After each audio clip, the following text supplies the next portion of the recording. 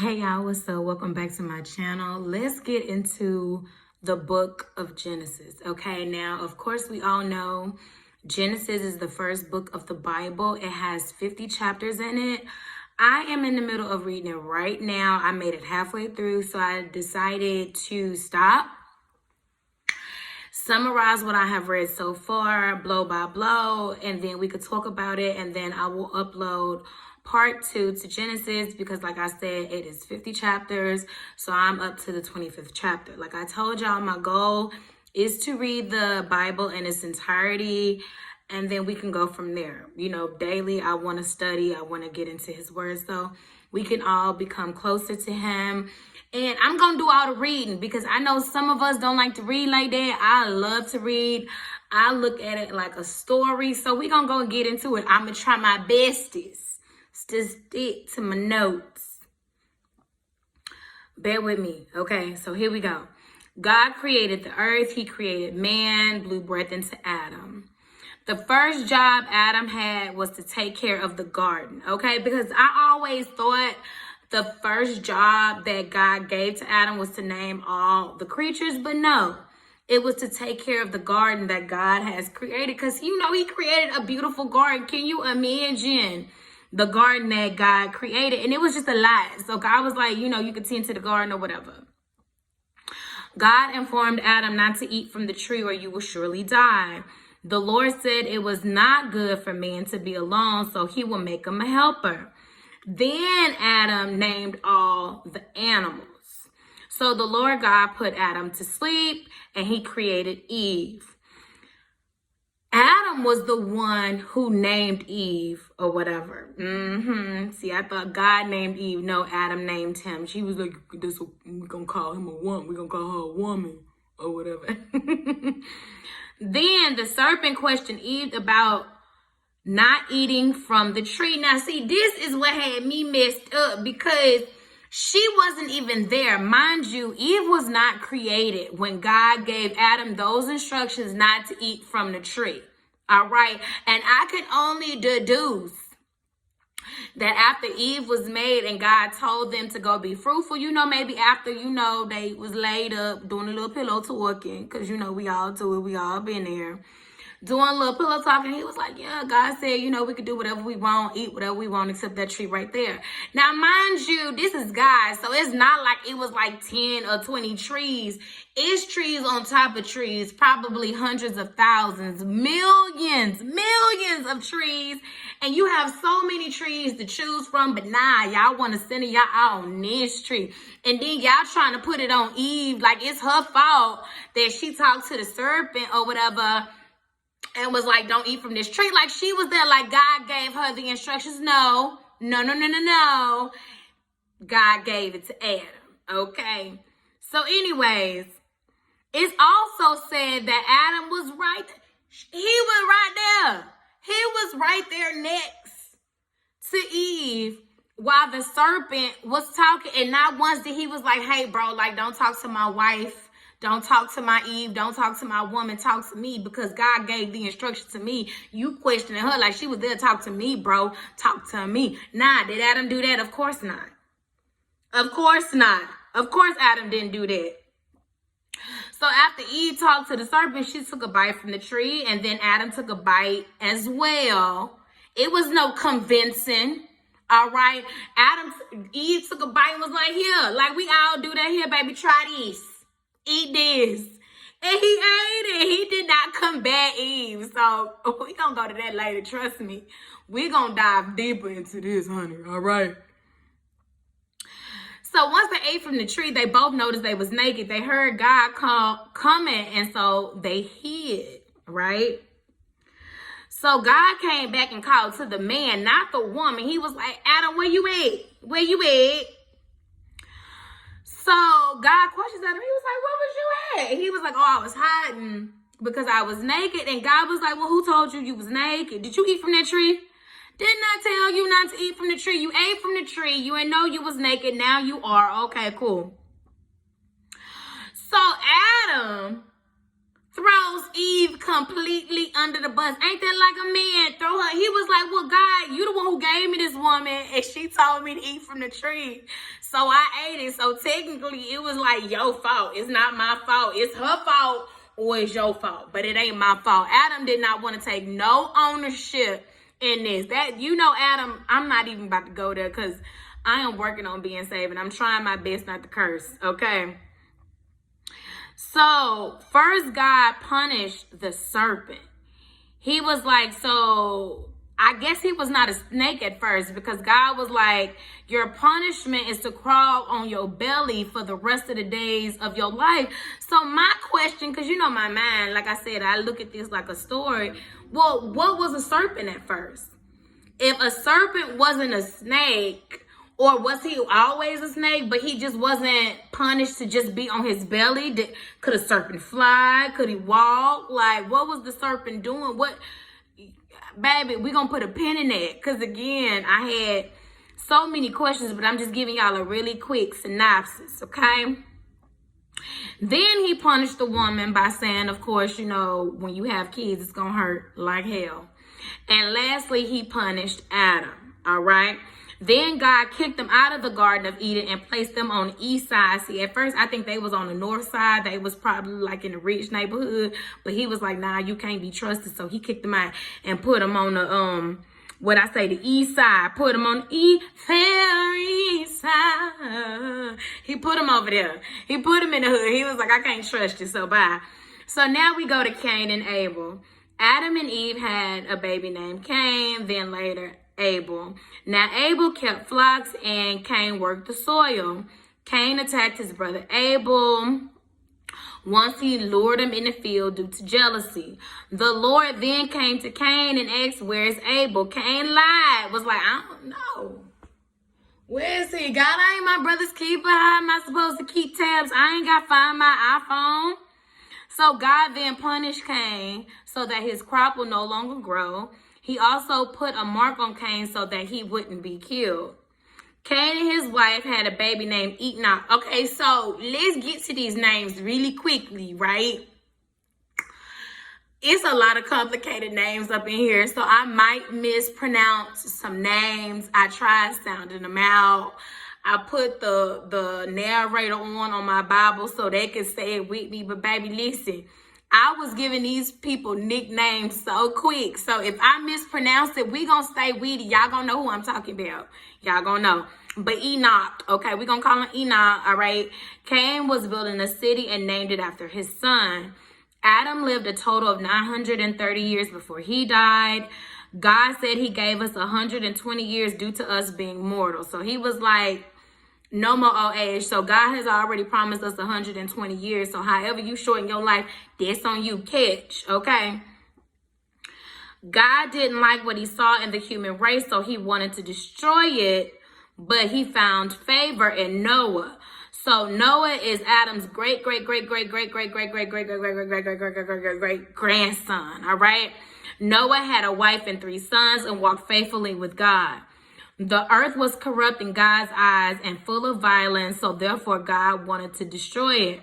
God then commands Noah to build the ark, store his family and their wives, food for his family, and food for all the animals that was created. And mind you, God created a lot of animals, and not only, he was supposed to do a boy and a girl of each.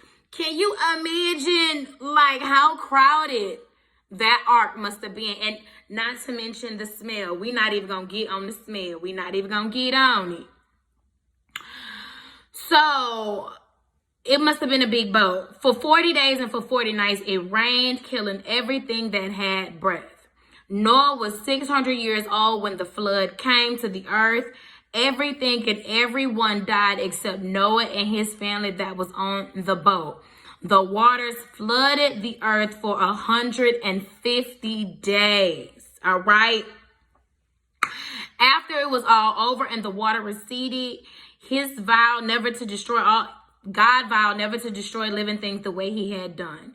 God said a rainbow in the cloud is a sign of the covenant between him and all living creatures on the earth. So that means when you see a rainbow in the clouds after it rained, it does not mean the devil was beating his wife. I don't know about you, but I'm from the South. I was always told when you see that, that means the devil is beating his wife. According to Bible, according to Genesis, when you see that in the cloud, that is God covenant between us, all right, and all his living creatures. Catch, all right. Abraham, I'm sorry, he ain't Abraham right now. His name is Abram. Abram, his nephew Lot, and his wife Sarai. Y'all, this is where it's about to get good. So eventually Sarai is going to be named Sarah. So if I call her Sarah, y'all just stay with me, all right? They went to Egypt, told his wife. Now, Abram told his wife to lie and say, you ain't my wife, you my sister, because you beautiful.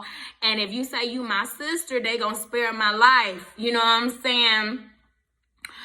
So she agreed. So when they crossed this city, of course, they asked like, hey, who this super fly honey mocha centerfold? You know what I'm saying?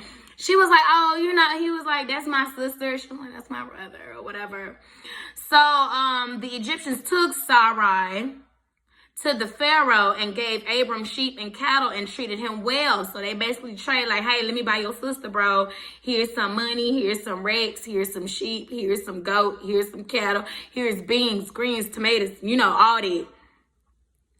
But the Lord inflicted a serious disease on Pharaoh and his households because of Abram's wife, Sarai.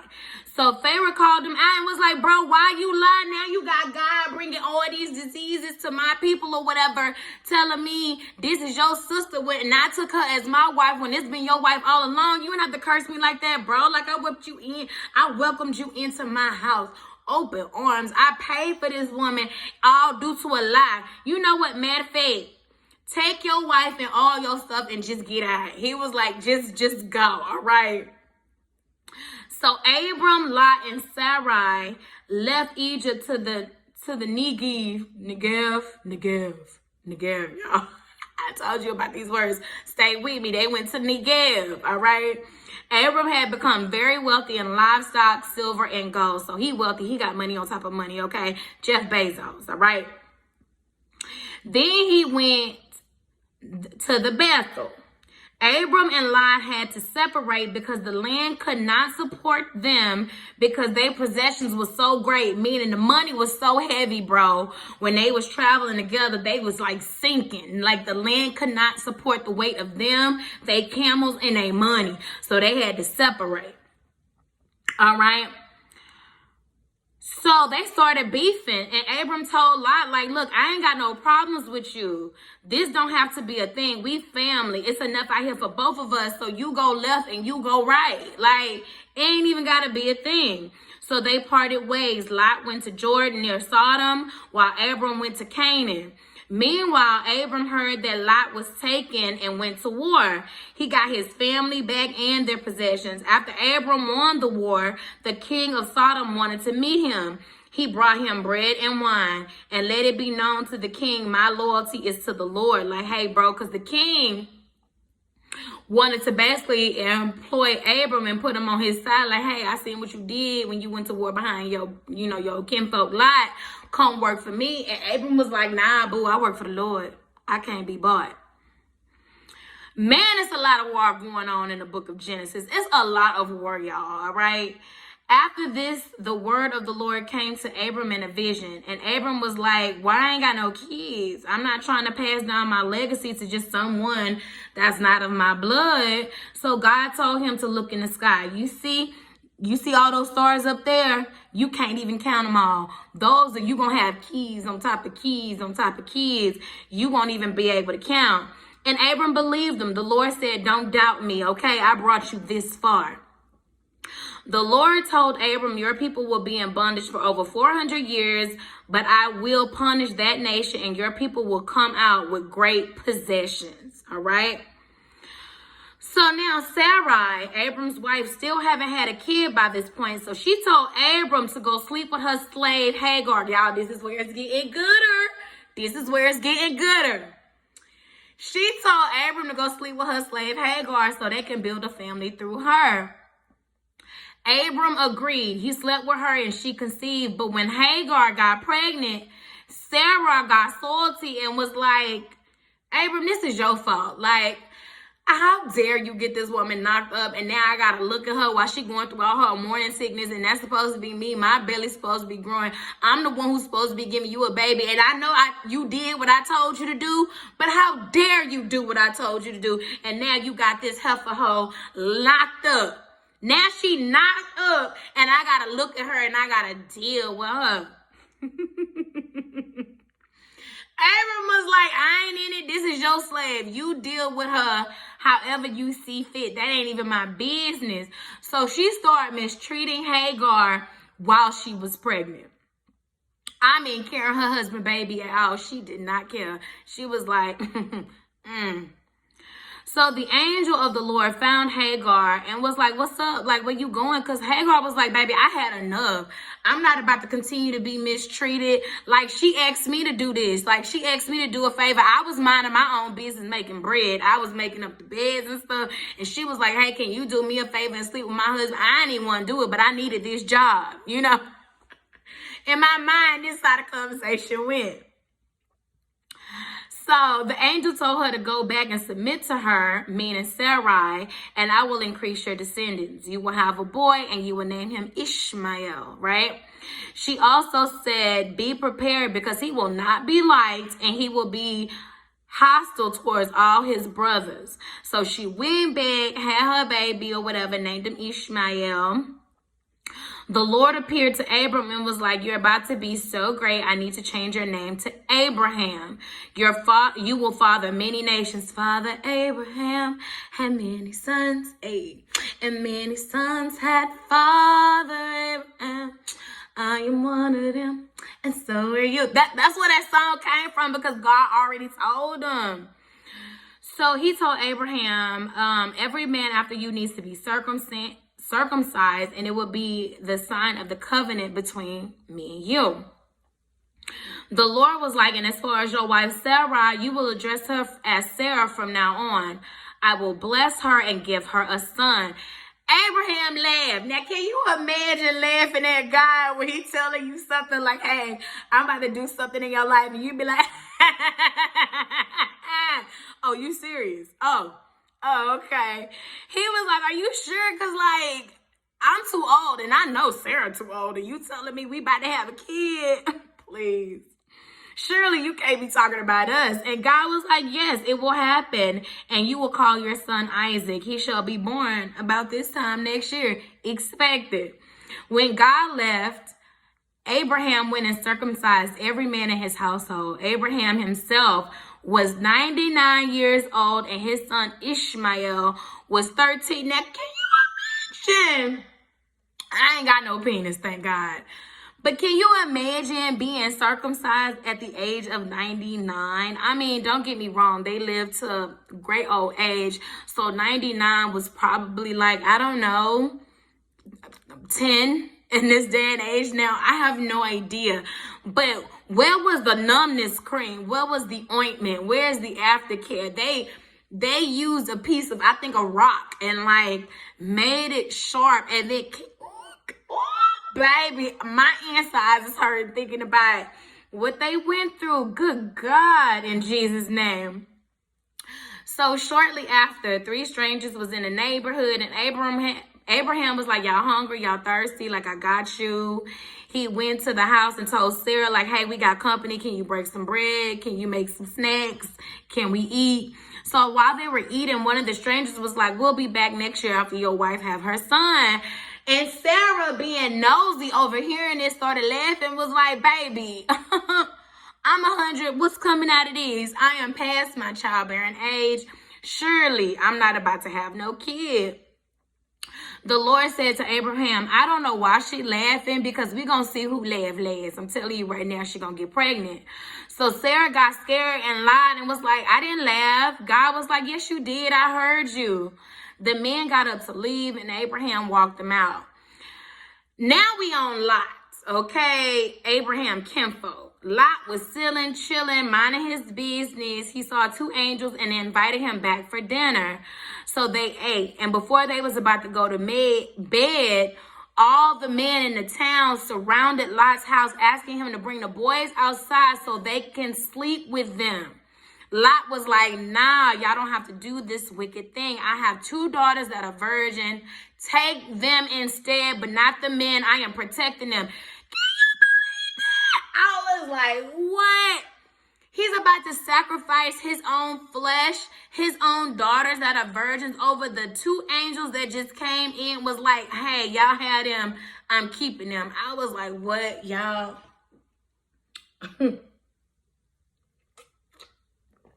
That got me. But Lot, with his nasty self, did a lot of things that I did not like. And we gonna get to that. The 2 men moved Lot out the way just as the townspeople was about to break the door down. They struck all the men outside with blindness so they couldn't even find the doorknob. The angels turned to Lot and was like, hey, get all your family out of here because the Lord told us to destroy this town and we're about to pop it off. So he went to tell all his family, but the son-in-law thought he was joking.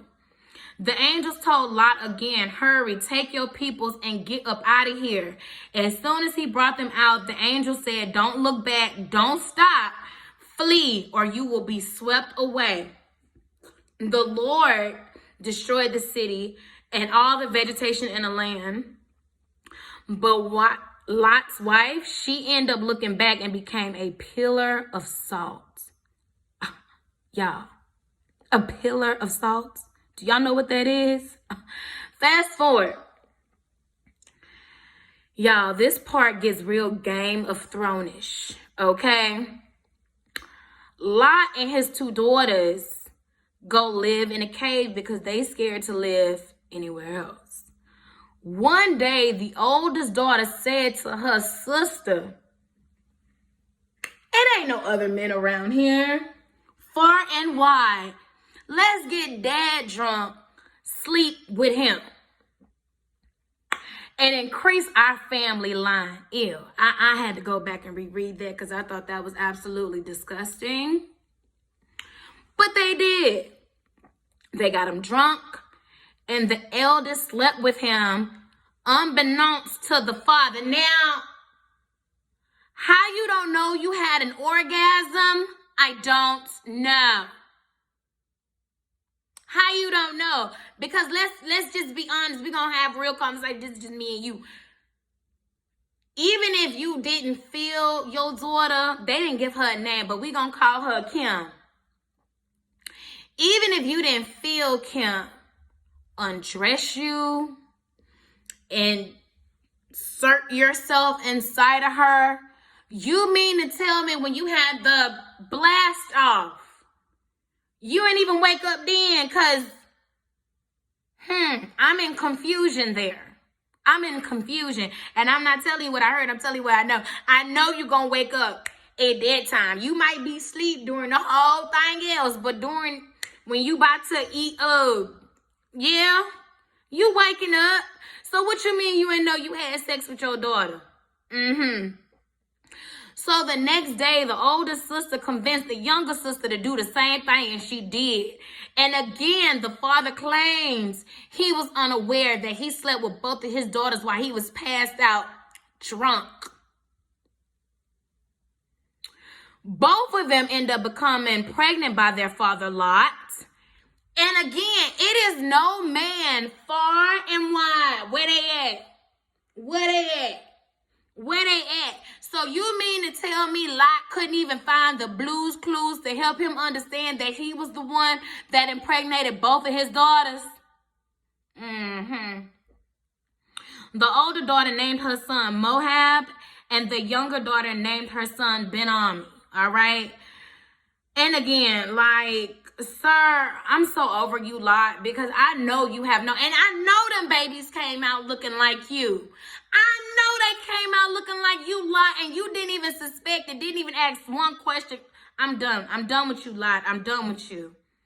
The Lord did give Sarah her baby. She had a son and named him Isaac.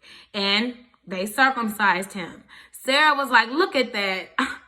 I can't believe I did have a baby. So they had a party for the baby Isaac. But when Sarah saw Hagar and her son, and she told Abram, baby, get them the hell up out of here. I don't want them nowhere near my house. They will never be a part of our family or have access to our wealth and money. Nope, bye. You need to get rid of your whore and your bastard son. That's basically what she told him. Abram didn't like that, and he was conflicted about what to do. But God told him, was like, hey, don't trip. Do whatever your wife is telling you to do, and I'm going to keep Hagar and your son safe. The next day, Abram took Hagar some food, water, and I'm thinking some child support. He was like, look, he basically gave them a package, a goodbye package. Like, look, thank you for being so understanding, because my wife was like, you gotta go, and so bye. You know, I hope to see you. I might see you around the way. You know, sorry, gotta be like this, but bye. So they ran out, you know, so they left. And eventually they ran out of food and water while they was traveling. And she thought her and her son was about to die. God heard them crying and was like, do not be afraid. I got you. Your son will be great. And when Hagar opened her eyes, she saw a well of water. She went over, refilled her cup, and gave her son some water. Sometime later, God tested Abraham and told him, kill your son. If you love me, I need a burnt offering sacrifice. And Abraham was going to do it. The next day, he took his 2 servants and his son, cut up the wood. Okay, so can we imagine? Because like the next day, he took 2 servants and his son. So it was 4 people cutting up wood. They got so exhausted, y'all. They decided to do this the next day. So this is day 3 after God told him to kill your son and make him a sacrifice. The next day, he told his servants, stay there. All right? Him and Isaac was about to go on the walk. Now, Abraham, I thought this was so wrong, right? But this is no wrong. Again, I grew up in the South. You remember when your parents used to tell you go get your own switch? This is what this reminded me of, because Abraham had Isaac carry all that wood that he was about to burn them on. Okay? So can you imagine you walking with your daddy? I mean, he carrying some wood too. But you carrying wood, but you don't know it's for you. You know what I'm saying? So eventually Isaac was like, oh, I thought you said God wanted us to make an offering. Like, where's the lamb we gonna sacrifice? Where's that? So Abram, with a straight face, was like, God will provide the lamb. And they continue walking. And then they reached the place that God told Abraham about. He built an altar, put the wood on it, and then bound his son to it. He took out the knife, but the angel stopped him right before he was about to kill his own son. Now, question again. This is where I had to stop in the text, because can you imagine going someplace, you know, with your daddy? This your daddy. You know, you ain't thinking your daddy about to kill you. You know what I'm saying? You already had to carry this wood, so I know you tired. I know you exhausted. You watch your dad build this altar. He take the wood from you, put the wood on the altar. Then he tell you, okay, go ahead and get up there. And you mean to tell me Isaac didn't be like, why, Father? Why do I need to get up here? And not only did Isaac get up there, he allowed his father to bound him up there. Do you know how long that would take? Think about it. Y'all probably never bound nothing before, okay? But my people from the country, okay? And I believe I did this for a livestock rodeo contest where you had to bound, was it the pig or the cow? What was we bound? Let's just go with pig. You had to bound. We're going to go with lamb because that's what God is talking about. You had to bound a lamb by its feet and by his hands. And then sometimes they bound the neck too or the mouth so they won't bite you or whatever and whatnot. That takes time. Not only does that take time, that takes strength and endurance, all right? Because that in itself can tire you out. And you mean to tell me Abram with his old self had enough energy after carrying that wood himself and building the altar probably himself, all right, still had enough energy to bound his son and was about to sacrifice him. Good God, but they stopped him, amen. Abraham then took a ram and sacrificed it instead of his son. And my thoughts again went to, can you imagine the conversation they had on the way back home? After Isaac seen that his dad was about to kill him, he was probably pleading for his own life, like, Dad, please don't do this. I mean, snot, boogers, just everything streaming down his face. And then the only reason why his dad didn't do it is because the angels told him no. Like, could you even trust your dad after that? Could you even go to sleep? I couldn't even go to sleep. I'd be like, I gotta leave my father's house. He just tried to kill me. Nope. Sarah died at 127 years old, and Abraham went to go mourn her and bury her. Abraham, now preparing to die as well, is trying to find a wife for his son Isaac. So he sent his servants out to find a good woman back from his hometown. He finds a beautiful virgin named Rebecca getting water. The servant was like, can I have some of your water? And then Rebecca was like, sure, here, matter of fact, get some water for you and your camels. And the servant was like, well, here, I got a nose ring and some bracelets. Like, can I rent a room? And she was like, sure, So they set up a room for him. And before they broke bread, the servant was like, I got a confession to make. I'm here to actually find a wife for my boss, Abram's son. And I think Rebecca is the wife because God gave me the code word.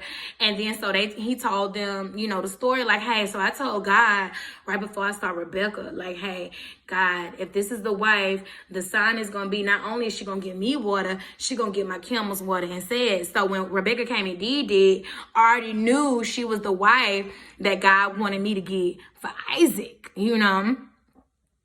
So the family was like, well, if the Lord says so, go ahead and take her. After that, the servant showered Rebecca with gold, clothes, money. I mean, rigs on rigs on rigs. Not only for her, but for her family as well. They end up spending the night. And he was like, all right, it's time to roll out. The family was like, hold on a second. Can you go ahead and go and let Isaac know she coming? But we want to just like chill with her for a few more days. He was like, nah, we had a deal. I'm not staying. It's time to go. So they was like, well, if it's time to go, let's ask Rebecca how she feel about it. So they called Rebecca down. And she was like, I'm not tripping. If I got to leave today, I'll leave today. So they let her go and they sent a nurse with her as well. Now, Isaac was minding his own business, meditating. When he saw some camels approaching, he saw Rebecca. She saw him. Baby, that was it. The two became one, honey. They got married. Abraham also remarried. He lived to 175 years old. Isaac and Ishmael buried him next to his first wife, Sarah. Ishmael had 12 sons. Ishmael lived to 137. Isaac and Rebekah had 2 sons, Esau and Jacob.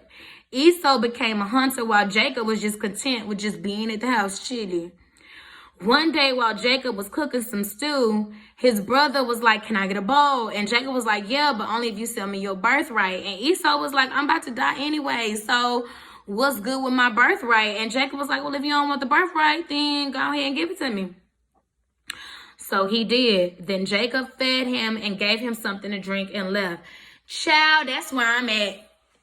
I'm at Genesis chapter 25, and I'm going to get into it. This is just part 1. Y'all come back and see me for part 2. I plan on finish it by tomorrow. My questions right down before we get into it. Do y'all think Lot is going to realize that he impregnated his 2 daughters? Oh, we going to just skip past that? We ain't got nothing to say about it. We ain't got nothing to say? Child. All right, y'all. Y'all join me next time, and thank y'all so much for watching. Bye.